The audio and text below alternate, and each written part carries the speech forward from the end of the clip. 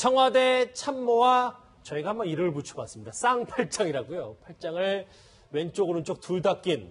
그런데 문 대통령과 추미애 대표의 팔짱은 도대체 언제 사이좋게 낄 수 있을까요?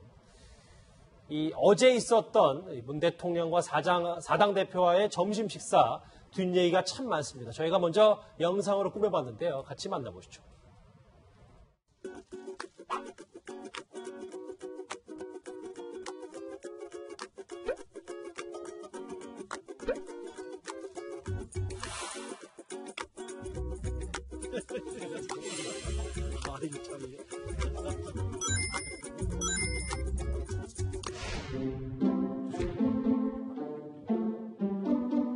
시장에 모시고 오네.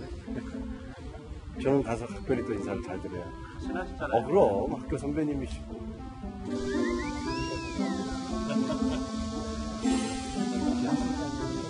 실장님 어디서 만나셔서 모시고 살짝 내가 직원이 소자방까지 나가서 그때 막 뒤에서 뛰어가서 문 열어드리고 최선을 다했습니다. 지난번에 대통령이 먼저 무슨 총기공간이신가요? 네. 대표님 이렇게 하시는데 마치 빼는 것 같은 그런 사진이 한번 가족을 지키기 위해서 밖에서 무슨 일을 하더라도 제 남편이 믿어주는데요. 근데 그냥 빼는 정도가 아니라 한사코 빼는 모습 보셨습니까? 이거는 우리 저기 맞습니다. 아니죠? 이거 우리 게 아니죠?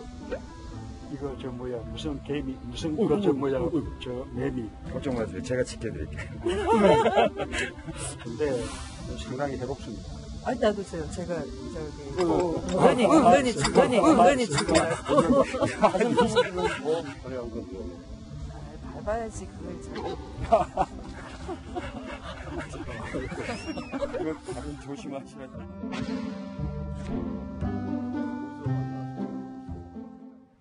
추미애 대표가 밟아야지 했더니 문 대통령이 진짜 깜짝 놀랐어요. 우리가 못 봤던 이제 미공개 영상들이 조금씩 하면서 재밌는 소소한 볼거리들이 있었어요. 근데 이제 진짜 저희는 원래 하려는 본질 얘기를 해보죠. 이종훈 박사님. 추미애 대표가 딱 걸어 올라오니까 임종수 실장이 불이렇게 쫓아와서 내려왔단 말이에요. 참 불화설이라는 게 이제 머릿속에 많이 남아있는 것 같아요. 두 사람 다. 네, 그래서 이제 팔짱을 딱 끼지 않았습니까? 대리 팔짱 낀 거죠. 그러니까 이제 지난번에 대리 사과 문제로 해서 추미애 대표하고 사실은 관계가 더 냉랭해졌다 이런 얘기가 좀 많이 있지 않았습니까? 그래서 이제 제가 보기에는 장하성 실장도 그렇고 임종석 실장님도 저렇게 내려가서 저렇게 굳이 대리 팔짱까지 낀 이유는 문재인 대통령하고 만난 자리에서 사실은 날선 얘기가 나올까봐 사실은 사전에 조금 입막음용으로 좀 했다라고 생각을 해요.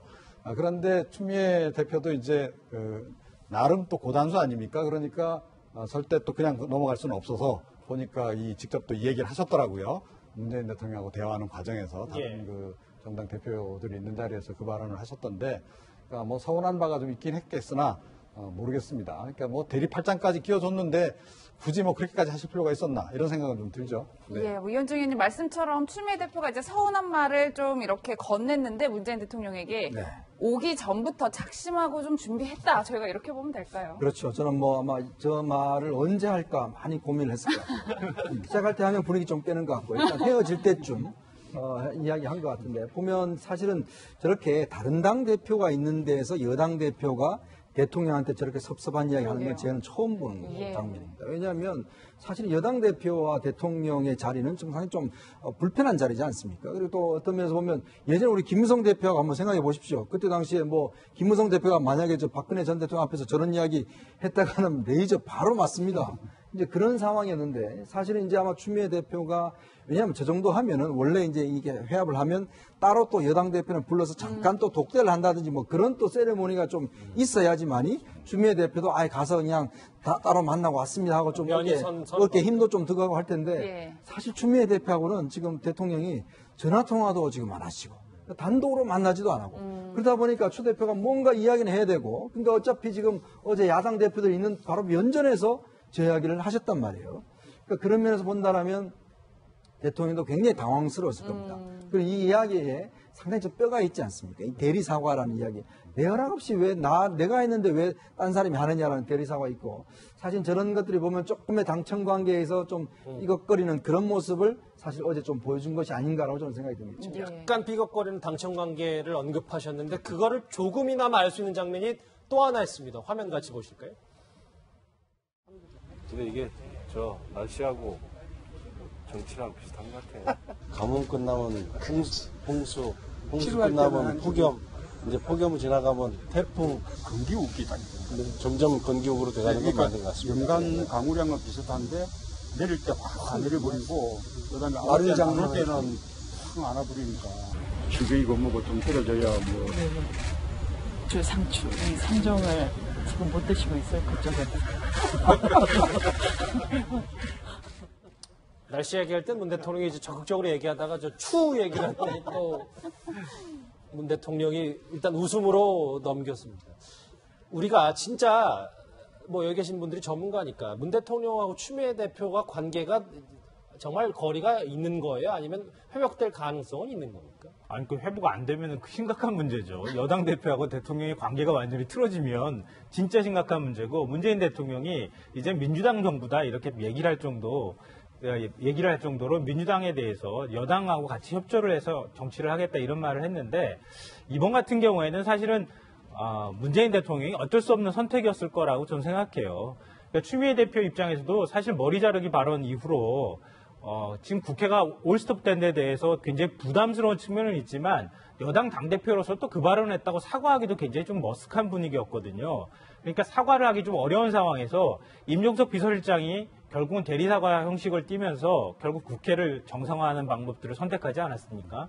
그러니까 거기에는 문재인 대통령의 뜻도 좀 함께 실려 있었다, 이렇게 봐야 될 것 같은데요. 예. 그럼 그렇게 되고 나니까 추미애 대표의 어떤 그 입장이 좀 난처해진 거잖아요. 그러니까 형식상으로 보면 추미애 대표를 패스를 해버리고 그냥 패싱하고 넘어간 뭐 이런 상황이 돼버렸으니까, 그런 면에서 추미애 대표가 좀 서운한 감정을 삼추에 비교를 해서 지금 얘기를 하고 있는 거 아닌가 싶어요. 저 어제 저 상황을 뭐 처음부터 끝까지 다 지켜봤는지 모르겠습니다만 기사로 확인했던 이 박지원 전 대표가 추미애 대표의 이런 공개 발언에 대해서 이런 분석을 내놨습니다. 들어보시죠. 저는 대통령께서 비서실장을 보내서 사과한 이후로 일체 추미애 대표의 모든 것은 잊자 얘기를 하지 않았는데, 또 이게 발단될지 모르겠습니다만은 집권 여당의 대표가 대통령과 하실 말씀이 있으면 두 분이 하셔야지, 사당 대표들 앞에서 그걸 또 꺼내고 뭐 이러쿵저러쿵 얘기하는 것은 바람직하지 않고, 추미애 대표는 음식이 아니잖아요. 네, 뭐 이제 지금까지 저 자리에 참석하셨던 분 이야기를 나눠봤다면 안 하셨던 분 얘기도 좀 짚어봐야 될 것 같은데, 홍준표 대표가 사실 봉사활동을 갔는데 점심을 40분 먹고 봉사활동을 1시간 했다, 뭐 이런 지적들이 있어요. 그렇습니다. 이게 보여주기 쇼가 아니냐, 뭐 이런 그 비판을 겪는 것 같은데요.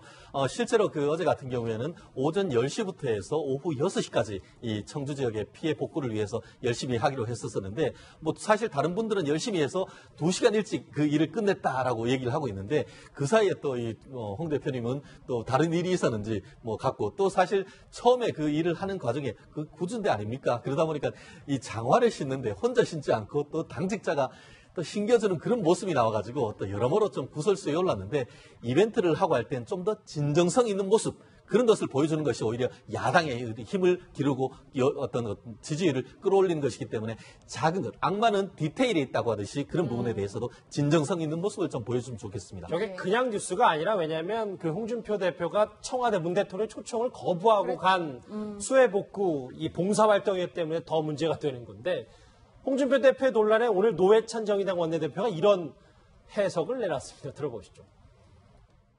마치 이제 학교 학생이 이제 수업 가야 될 시간에 수업 안 가고 자원봉사하러 가는 그런 꼴이 돼버린 거죠. 그게 자원봉사라는 좋은 어떤 행위를 위해서 수업을 빠져야 되는 건 아니지 않습니까? 저는 대통령에 대한 예의가 아니라기보다는 국민에 대한 도리가 아니었다. 그래서 국민을 실망시킨 부분이라 생각합니다. 이런 여러 가지 뭐 논란들이 있으면 홍 대표 앞으로 문 대통령 만나기 더 쉽지 않아지는 거 아닙니까? 이제 그래도 아마 독상 차려달라는 얘기는 앞으로도 계속 하실 것 같고요. 아니, 저렇게 해서 간 자원봉사를 조금 전에 말씀하셨듯이 장화도 남이 신겨주고 그래서 황제봉사 그리고 또 1시간 찔끔 봉사에서 불량봉사 이런 식으로 마무리를 지은 게 전 참 납득이 안 가요. 그러니까 사실은 청와대 안 갔기 때문에 더 주목을 했고 기자들이 그래서 더 많이 쫓아간 거 아니겠습니까? 그랬죠. 예. 그렇다면 그 계기에 정말 뭐 국민을 향해서든 또는 청와대를 향해서든 뭔가 좀 상징적인 메시지를 던질 아주 좋은 기회였는데 왜 그 좋은 기회를 저런 식으로 이렇게 망쳐버리셨는지 좀 납득이 안 갑니다. 홍준표 대표 얘기를 추미애 대표와 문재인 대통령과의 관계 얘기까지 해봤습니다. 정리할게요. 여러분은 지금 뉴스특급과 함께하고 계십니다.